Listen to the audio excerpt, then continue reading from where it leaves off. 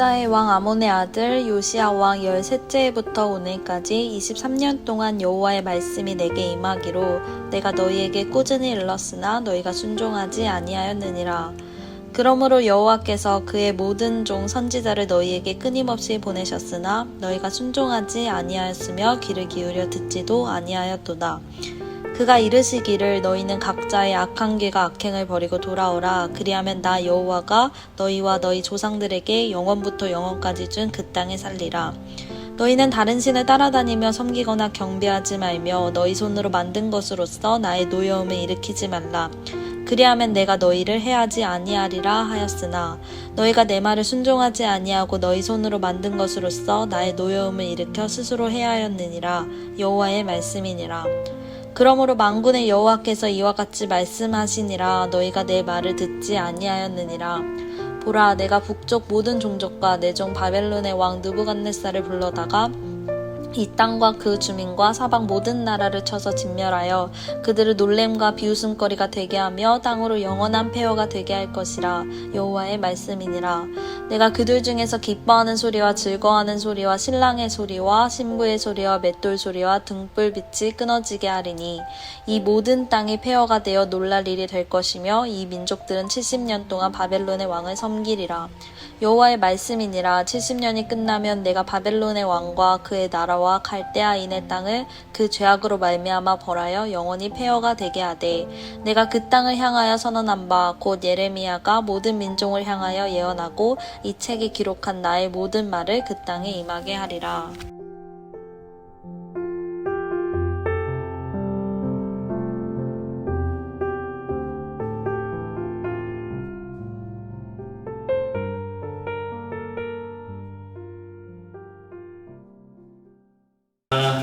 오늘 우리 한솔자매가 처음으로 이렇게 읽어준 말씀인데 여러분들 다 해보셔서 아시겠지만 처음에 하면 이게 되게 뻘쭘하고 이게 뭐 하는 건가 이런 생각이 들거든요.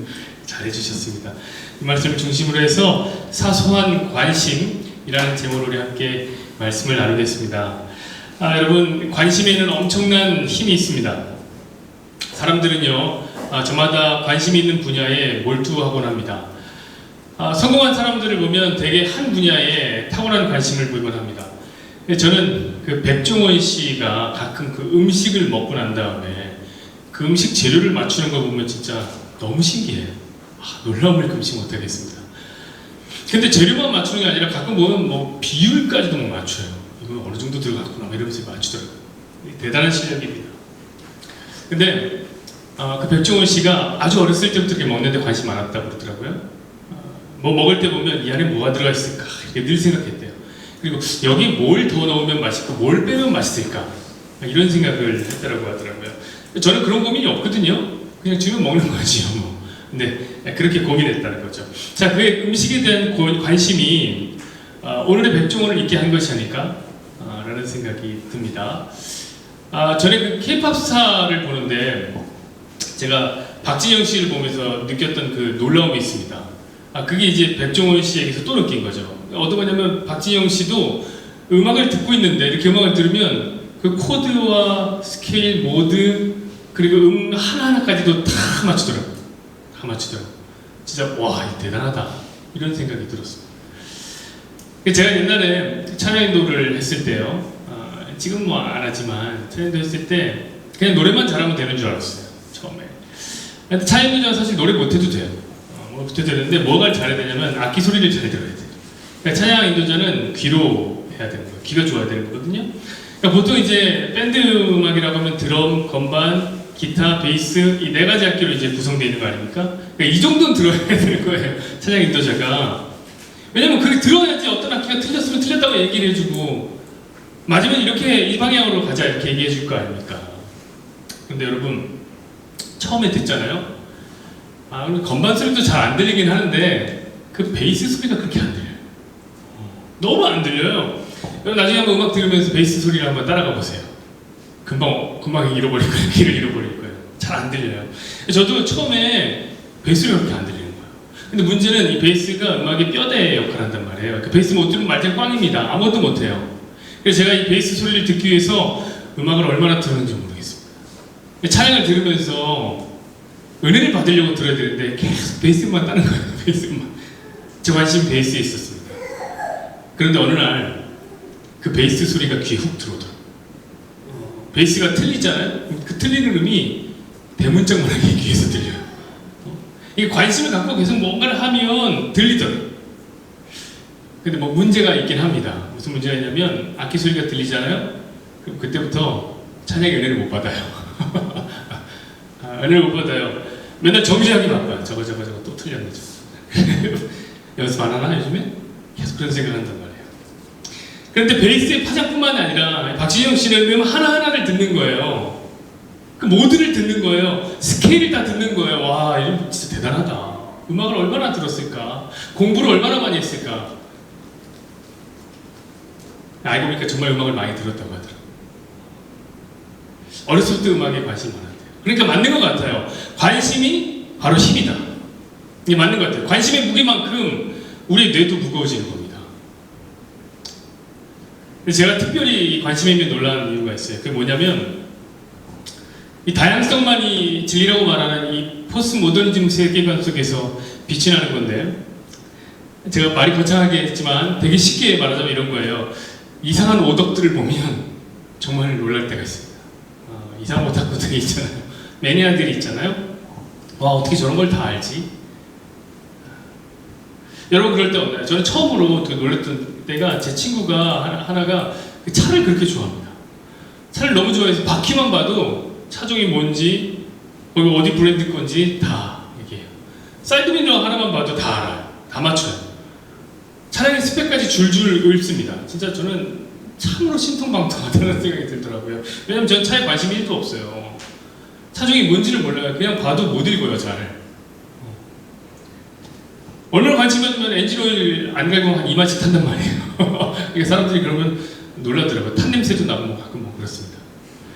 이 친구 보면 대단하게 느껴지는 거예요. 아, 관심이 힘이라는 게 이런 거구나. 어떻게 저런 걸 다 외우냐. 여러분, 제가 처음에 목회를 시작한 교회에요. 정신적으로 좀 문제가 있는 친구가 있었습니다. 약간의 집중력 장애와 자폐기가 약간 있는 친구였는데, 이 친구는 버스에 관심이 많았어요. 버스에 관심이, 여러분 아시는 그 버스 맞습니다.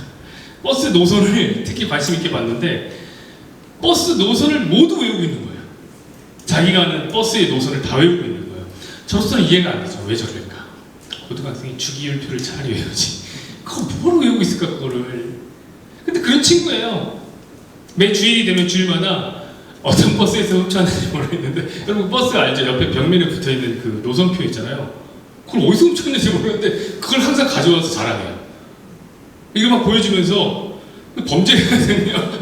범죄거든요. 그래서 제가 그러지 말아라. 이렇게 타일러도 보고 혼내도 받습니다. 말 안 들어요.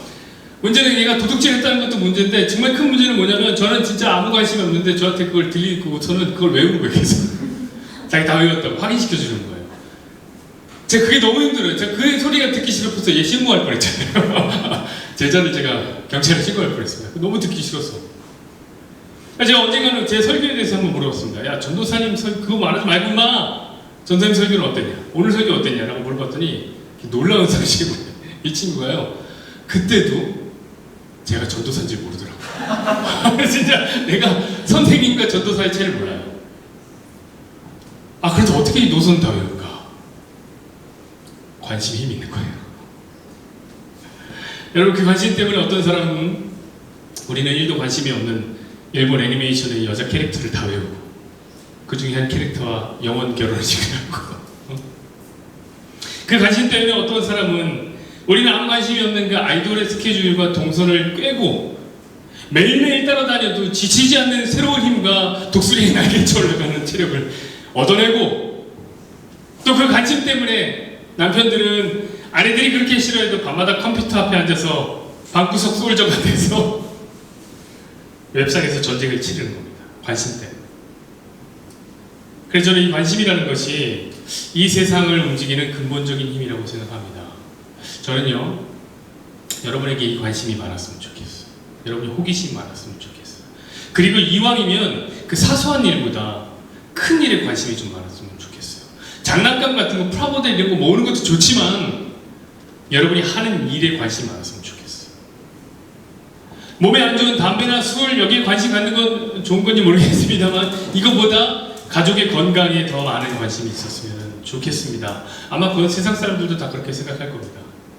더 크고 더 의미 있는 일에 관심이 있고 싶다. 이렇게 생각할 거예요. 그렇지 않겠습니까? 여러분, 공부에 관심이 많았으면 정말 좋았겠죠. 우리는 공부 싫어했잖아요? 저는 싫어했습니다. 겨우겨우 했단 말이에요. 근데 만약에 내가 공부에 관심이 많았다면 지금보다는 훨씬 좋은 사람이 되어 있을 텐데 이렇게 말하려고 하니까 저희는 고집살인 마음이 많이 걸려요. 저의 표정이 그런 것 같아요. 나는 공부에 관심이 많았는데 그만 얘기해야 되겠어. 공부 얘기는 안 해요. 이제. 중요한 것은 사람들도 크고 가치 있는 일에 세상 사람들도 다 마찬가지예요. 관심을 갖고 싶어 한다는 것입니다. 그런데 여기에 참으로 어처구니 없는 아이러니가 하나 도사리고 있으니 이게 뭐냐면 우주보다도 크고 만물보다도 가치 있는 하나님에게는 별로 관심이 없다는 거죠. 그 하나님이 어떤 분이고 그 하나님이 어떤 말씀을 하셨고 그 하나님의 말씀이 과연 어떤 뜻인지 별 관심이 없는, 제가 목회를 해보니까 더 잘 알겠어요. 여러분, 성도들도 세상 사람 당연히 관심 없고 성도들도 하나님 앞에 별로 관심이 없어요. 이유는 사는 게 바빠서 그렇대요. 그것이 얼마나 중요한 일인지 모르겠습니다. 그게 얼마나 중요한 가치인지 모르겠습니다만 먹고 마시고 집안일하고 아이 키우고 집 좋은 데로 옮기고 하는 일이 우리의 관심을 다 빼앗고 있어서 솔직히 하나님에게는 별 관심이 없죠. 저에게 자주 다른 교회 청년이 질문을 합니다. 형님 이러면서 다른 교회 청년은 목사한테 형님 형님 오늘 이런 말씀을 읽었는데 이 말씀이 도대체 어떤 의미인가요? 저는 이렇게 해석하는 해석을 들었고 제 해석도 거기서 별로 그렇게 많이 벗어나는 것 같지 않은데 그러면 이게 성경이 말하는 전체적인 맥락과 다른 맥락이 아닙니까 형님? 시간이 되시면 좀 알려주세요. 이런 질문을 해오곤 합니다. 이런 질문을 들으면 한편으로는 신이 나요. 다른 한편으로는 슬퍼요. 아직도 이렇게 하나님에게 관심이 있는 청년이 있구나.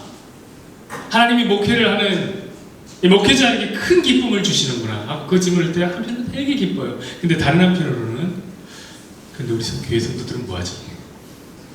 이런 생각이. 사랑하는 여러분, 목사를 쉬게 하는 성도가 되지 마십시오. 여러분, 목사는 여러분에게 하나님의 말씀을 가르치는 사람.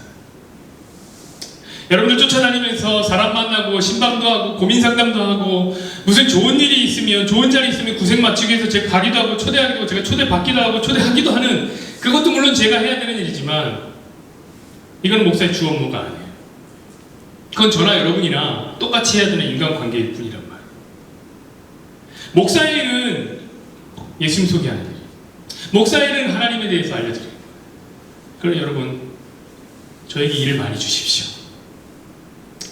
하나님에게 관심 있는 성도로 여러분이 목사로 하여금 일하게 하셨으면 좋겠습니다. 그게 제 소망입니다. 여러분, 제가요 지금까지 장황한 이야기를 했습니다. 저도 압니다. 왜 그런 줄 아세요? 사실 오늘 설교를 하는데 별로 할 말이 없어요. 원래 그 빈스레가 요란하다고 하잖아요. 제가 오늘 본문을 보면서 사실 좀 속상했어요. 하나님께서 도대체 왜 이러시는 걸까? 잘 모르겠어요. 여러분께 죄송합니다. 왜냐하면 목사는 하나님에 대해서 알고 알려드려야 하는데 도통 모르겠어요. 하나님에 대해서. 여러분, 오늘 본문이 속해 있는 25장은 크게 두 단락으로 요약할 수 있을 것 같습니다. 첫 번째는 뭐냐면 1절부터 14절까지인데 이것은 남유다의 잘못을 지적하고 남유다에게 심판을 선포하는 그런 내용입니다. 자, 두 번째는 어디냐면 15절부터 38절의 이야기인데 이는 모든 열방을 향한 하나님의 니들이 잘못했다, 잘못을 지적하고 심판을 선포하는 이야기입니다. 그러니까 25장은 전부 무슨 얘기냐면 모두까기를 하시는 하나님. 예, 모두 까고 계시는 거죠. 그렇죠, 여러분? 남유다와 모든 열방, 이 중에 빠진 나라가 있나요? 없단 말이에요. 지금 다 혼내, 다 심판하겠다는 거예요. 여러분, 예레미야 25장 15절 우리 안 읽었지만 한번 제가 읽어보겠습니다. 이스라엘의 하나님 여호와께서 이같이 내게 이르시되 너는 내 손에서 이 진노의 술잔을 받아가지고 내가 너를 보내는 바 그 모든 나라로 하여금 마시게 하라. 빨리 보세요. 모든 나라로 하여금 진노의 잔을 마시게 하겠다. 이게 하나님의 메시지입니다. 여러분 이것은 마치 어떻게 생각하시면 되냐면 왕이 있잖아요. 왕이 사약을 우리나라 왕이 사약 이렇게 보셨어요 혹시? 사약을 먹으라 하면 왕을 향해서 무릎 꿇고 있다가 거기서 절 한번 딱 하고 마시고 그런 거랑 비슷하다고 생각하면 돼요. 고대의 왕은 더 힘셌어요. 고대 왕은 신하들을 이렇게 쫙 모아놓습니다. 이렇게 다 신하들이 있습니다. 그리고 잔을 내밀라고 해요. 사실 이게 되게 무서운 형벌인데요. 왜냐면 이때까지는 누가 죽을지 몰라요. 잔을 이렇게 다 내밀고 있는 거예요. 그러면 왕이 돌아다니면서 술을 따릅니다. 조금씩 독주를 따릅니다. 독주는 독한 술이죠. 죽는 술 아니고요. 독주를 따릅니다. 근데 그 중에서 어느 한 신하한테는 잔이 철철 넘치게 따릅니다. 철철. 우리 가끔 드라마 보면은 기분 나쁠 때 이렇게 계속 붓잖아요. 바로 거기서 오는 거예요. 그게 진노의 잔이라는 거예요. 독주를 잔뜩 부어주는 거죠. 그럼 이 신하가 그 잔을 마시게 되죠. 뭐 당연히죠. 왕이 부어주는 건데 어떻게 저희 집에 보약 먹는데요? 그럴 수 없단 말이에요. 왕이 부어주면 그냥 먹어야 되는 거예요. 그럼 독주를 참 마음은 취하게 됩니다. 정신을 잃습니다. 이 신하가 끌려나가서 처형당하게 되는 거예요. 그게 바로 진노의 잔. 굉장히 무서운 방식의 처형이죠. 아무도 몰라요. 누가 죽을지. 그런데 하나님께서 이 진노의 잔을 누구에게 주시겠다고 합니까? 모든 나라에게 줘요. 모든 나라에게 가득가득 진노를 담아서 쓸어버리겠다. 이게 하나님의 뜻이에요. 물론 그 순서는 아무도 모릅니다. 하나님만 아세요. 하나님이 부으시는 대로 열방이 처형을 당하게 될 겁니다. 이 처형을 당하는 나라들을 한번 보십시다. 25장 19절에서 26절입니다. 보세요. 또 애굽의 왕 바로와 그의 신하들과 그의 보관들과 그의 모든 백성과 모든 섞여 사는 민족들과 우스 땅의 모든 왕과 블레셋 사람의 땅 모든 왕과 아스글론과 가사와 에그론과 아스도스의 나머지 사람들과 에돔과 모압과 암몬 사손과 두로의 모든 왕과 시돈의 모든 왕과 바다 건너쪽 섬의 왕들과 드단과 데마와 부스와 살적을 깎은 모든 자와 아라비아의 모든 왕과 광야에서 섞여 사는 민족들의 모든 왕과 시므리의 모든 왕과 엘람의 모든 왕과 메대의 모든 왕과 북쪽 원근의 모든 왕과 지면에 있는 세상의 모든 나라로 마시게 하리라. 세사광은 그 후에 마시리라. 엄청 많이 마시죠. 여러분 이 나라들을 보시면 고대 근동 지역을 주름 잡았던 나라의 왕들인 거예요. 특히 이 중에 애굽이나 블레셋 그리고 메데라는 나라들은 진짜 대단한 나라죠. 메데는 페르시아예요. 페르시아. 이 세 나라는 한 시대에 세계 패권을 쥐어잡았던 굉장한 나라들입니다. 그리고 이제 마지막에 나오는 저 세사왕, 저 오타라고 생각하시면 안 돼요. 세상왕이라고 생각하는데 세사왕이 맞습니다. 저 세사왕은 바벨론을 가리키는 거예요. 바벨론. 그럼 왜 바벨론이라고 안 썼습니까? 일종의 암호인데 암호, 아트바시라는 암호예요. 히브리어가요 총 22개입니다. 알파벳이. 그럼 11개로 나눠질 거 아니에요. 그럼 그 중에 11개씩 나눠서 서로 이렇게 상대를 맺는 거예요. 1번은 22번과 이런 식으로. 대칭되는 알파벳으로 바꿔 사용하라는 거예요. 중요한 것은 아니니까 그렇게 개념치 마십시오. 왜 그러냐면 지금은 어떤 시대냐면 바벨론에게 두들겨 맞고 있는 시대거든요. 그러니까 이 문서를 남기려면 암호로 써야 됐던 거예요. 바벨론이라고 쓰면 바벨론 나라가 다 이거 없애버릴 거 아니에요. 그러니까 일종의 묵시문학이라는 게 이런 겁니다. 이런 거예요. 내용은 간단하죠. 하나님이 바벨론도 진노의 잔을 마시게 하겠다는 거예요. 여러분 하나님의 진노 앞에서 현재 세계 패권을 쥐고 있는 대제국 바벨론도 피해갈 수 없는 것입니다. 없어요. 여러분 그렇습니다. 하나님은 아주 간단하게 세상의 심판을 선포할 수 있는 그런 분입니다. 우리 이사야 말씀 한번 보시죠. 40장 15절 보라 그에게는 열방이 통의 한 방울 물과 같고 저울의 작은 티끌 같으며 섬들은 떠오르는 먼지 같으리니. 여러분 한번 보십시오. 우리 하나님에게는 열방이 물 한 방울 같아요. 저울의 작은 눈금과 같고 먼지와 같은 게 열방, 세상이란 말이에요. 하나님은 지금도 온 세상을 통치하고 계시고 이 세상을 다스리고 계십니다. 지금 세계 패권을 쥐고 흔드는 미국이나 그 미국을 강력하게 추격하고 있는 중국이나 힘을 한대로 모으려고 하는 유럽연합이나 하나님에게는 물 한 방울 같아요. 우리에겐 크게 보이죠. 대단해 보이죠. 우리는 말이에요. 트럼프가 미국의 대통령이 된 사건 때문에 세상에 어떤 영향을 받을까? 제 손에는 또 누가 될까? 시진핑이 헌법을 바꿔서 영구 집권을 한 것이 중국을 넘어 세계에 어떤 영향을 미칠까? 근본에 코로나 팬데믹이 세계 경제에 어떤 영향을 미칠까 끊임없이 촉각을 곤두세우고 동향을 살피지만, 사랑하는 여러분, 전능하신 하나님 믿는 성도는 바로 알아야 됩니다. 그들은 결단코 주인공이 아닙니다. 하나님은 역사가 시작되고 한 번도 역사의 주권을 잃어버린 적이 없습니다. 하나님의 때에 하나님 사람을 세우고 또 사람을 패하고 하시면서 하나님의 뜻을 이루어가고 계십니다. 하나님의 뜻이란 것이 무엇입니까? 하나님의 백성들. 그러니까 저와 여러분에게 이 하나님만이 진정한 하나님임을 깨닫게 하는 거죠. 그래서 하나님의 백성들 하나님 나라로 다 불러들이는 거. 이게 하나님의 뜻입니다. 여러분, 그러므로 이 세상이 어떻게 거꾸로 돌아간다 해도 우리는 걱정할 것이 없어요. 걱정할 것이 없어요. 이번에 놀란 감독의 테넷이라는 영화 나왔죠? 영화 꼭 보십시오. 제가 스포 때문에 내용은 말할 수 없습니다. 다만 중요한 것은 그것이 시간이든 에너지든 물질이든 무슨 이유로든 이 세상은 뒤집어질 수도 있다는 거예요. 그러나 사람과 사람이 서로 죽이고 현재와 미래가 서로 다투고 나라와 나라가 서로 대적하여서 세상에 소동이 일어난다 해도 여러분은 너무 두려워 마십시오. 왜냐하면 우리 하나님의 주권을 벗어난 일은 단 하나도 없기 때문입니다. 그리고 하나님이 역사하시는 한 성도는 안전하다. 왜? 그분의 선한 뜻 안에서 우리는 하나님의 백성으로 점차 만들어져 갈 것이기 때문입니다. 여러분, 하나님의 관심은 언제나 당신의 백성들, 저와 여러분에게만 쏠려 있습니다. 아모스 3장 2절 한번 보시죠. 내가 땅의 모든 족속 가운데 너희만을 알아나니 그러므로 내가 너희 모든 죄악을 너희에게 보응하리라 하셨나니. 아멘이. 하나님 우리만 아십니다. 우리에게 관심이 있습니다. 그런데요, 사실 이래서 이해가 안 가요. 이스라엘이 무엇입니까? 진짜 쪼매난 귀염둥이 나라 아닙니까? 여러분, 통일 이스라엘이요, 우리나라 충청도만 합니다.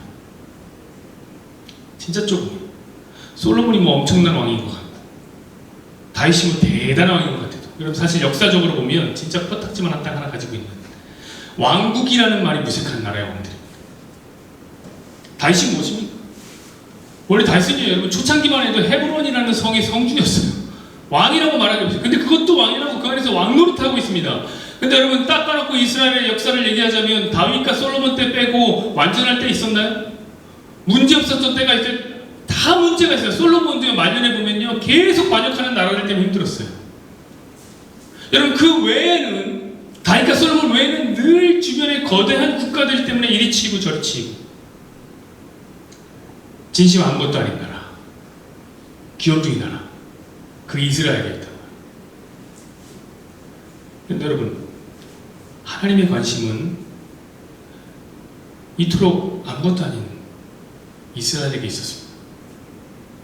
만물을 손바닥 뒤집듯이 뒤집어 버릴 수 있는 분,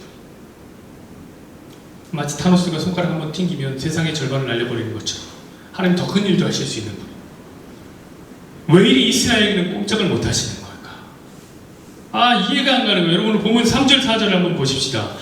유다의 왕 아몬의 아들 요시야의 왕 13째 해부터 오늘까지 23년 동안 여호와의 말씀이 내게 임하기로 내가 너에게 꾸준히 일렀으나 너희가 순종하지 아니하였느니라. 그러므로 여호와께서 이 모든 종 선지자를 너희에게 끊임없이 보내셨으나 너희가 순종하지 아니하였으며 귀를 기울여 듣지도 아니하였도다.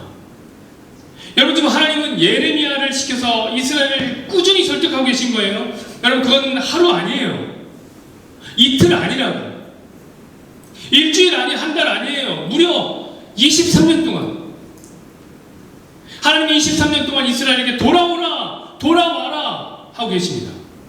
그럼 이 정도면 애걸하는 수준입니다. 여러분 언제 하나님께서 바벨론에게 이런 설득의 과정을 밟으신 적을 보셨나요? 애굽에게 그런 거 보셨나요? 1년이라도 시간 주고 차분히 설명하는 거 한번 보셨나요? 한 달이라도 자신의 선지자를 보내서 이것이 하나님의 말씀이다, 바벨론아 돌아와라 라고 파견한 적 있나요? 단 하루도 그렇게 하신 적이 없어요. 단 하루도. 전무한 여러분 그런 것을 보면 가끔 그 세상 사람들이 우리 하나님 너무 편파적이라 불공평하다라고 합니다. 그런데 그런 주장을 반박할 근거가 제게 없어요. 맞아요. 저도 그렇게 생각해요. 하나님 불공평한 분. 하나님 편애하시는 분. 그리고 여러분 이 본문이 예레미야의 현재 시점 때문이지 죽을 때까지로 기근을 산정한다면 40년 동안 설득하는 거예요.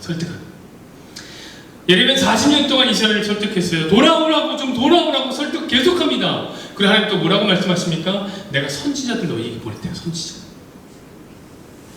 끊임없이 보냈다는 거예요. 맞습니다 여러분. 예레미야처럼 하나님의 뜻을 전한 선지자들까지 합치면 그 기간은 진짜 길어집니다. 가장 이른 시기에 활동한 그 오바댜 선지자로부터 시작해서 마지막에 활동한 그 선지자 말라기까지 더하면 좋기 400년이 넘는 시간을 설득하셨습니다. 자, 하나님께서는 400년이 넘도록 계속해서 이스라엘을 설득하셨습니다. 뭐라고요? 5절 말씀, 6절 말씀 보겠습니다. 그가 이르시기를 너희는 각자의 악한 길과 악행을 버리고 돌아오라. 그리하면 나 여호와가 너희와 너희 조상에게 영원부터 영원까지 준 그 땅에 살리라. 너희는 다른 신을 따라다니며 섬기거나 경배하지 말며 너희 손으로 만든 것으로서 나의 노여움을 일으키지 말라. 그리하면 내가 너희를 해하지 아니하리라 하였으나. 너무 간단하지 않아요? 그 간단 돌아오라. 근데 이 간단한 이야기를 이스라엘 순종 안 하는 거예요.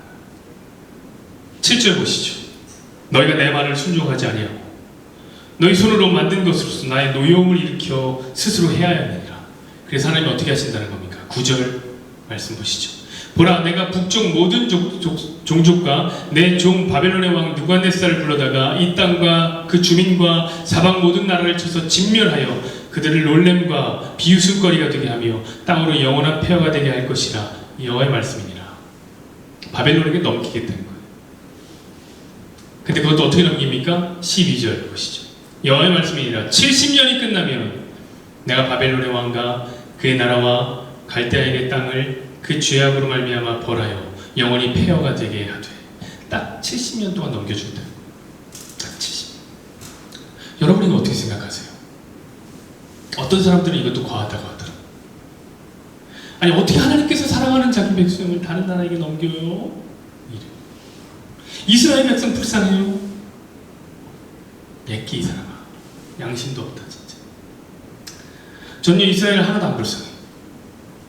저는 오히려 바벨론이 불쌍해요. 바벨론 불쌍해요. 하나님은 이스라엘 400년 동안 설득하셨습니다. 그런데도 말을 안 듣자 바벨론의 느부갓네살을 수단으로 사용해서 도구로 사용해서 이스라엘을 다른 방법으로 설득하고 계시는 거예요. 그것도 딱 언제까지요? 70년간 말. 바벨론이 그 역할을 다 감당하게 되면 어떻게 되는 겁니까? 페르시아에서 사라지게 되는 거예요. 여러분 누가 불쌍해요? 저는 이스라엘은 행복자라고 생각해요. 왜요? 하나님의 관심이 온통 이스라엘에게만 있잖아요. 계속 설득하시고 애걸복걸하시고 구원하시고 심판하시고를 반복하잖아요. 다른 나라들은 어떻게 하세요? 심판만 해요. 심판. 그들의 구원이 어디 있습니까? 누가 진정 행복자입니까? 하나님의 관심을 받고 있는 이스라엘의 행복자지요. 말씀 맺겠습니다. 저는 그래서 오늘의 말씀을 계속 읽었어요. 이렇게 요약했습니다. 오늘 말씀의 주제는 하나님의 사소한 관심이다.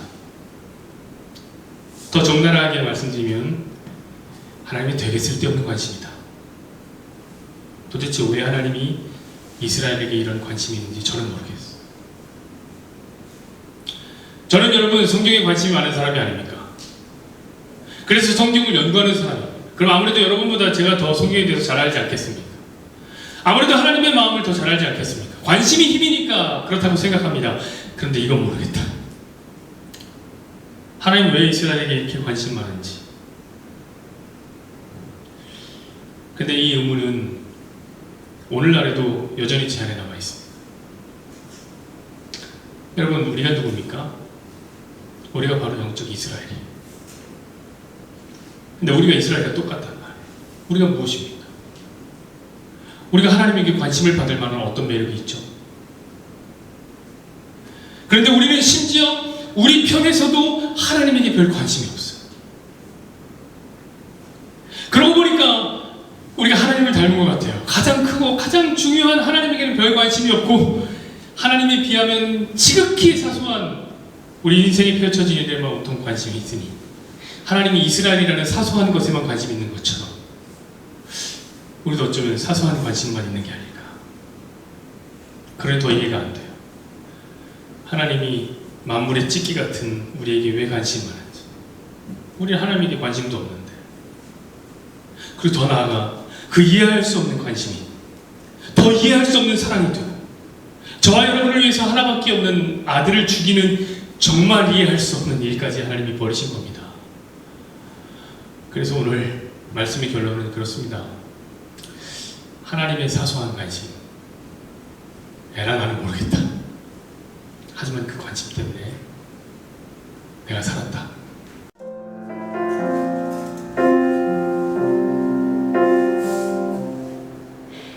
여인이여 지금 젖 먹는 자식을 잊겠으며 자기 태에서 난 아들을 버릴 수 있겠느냐.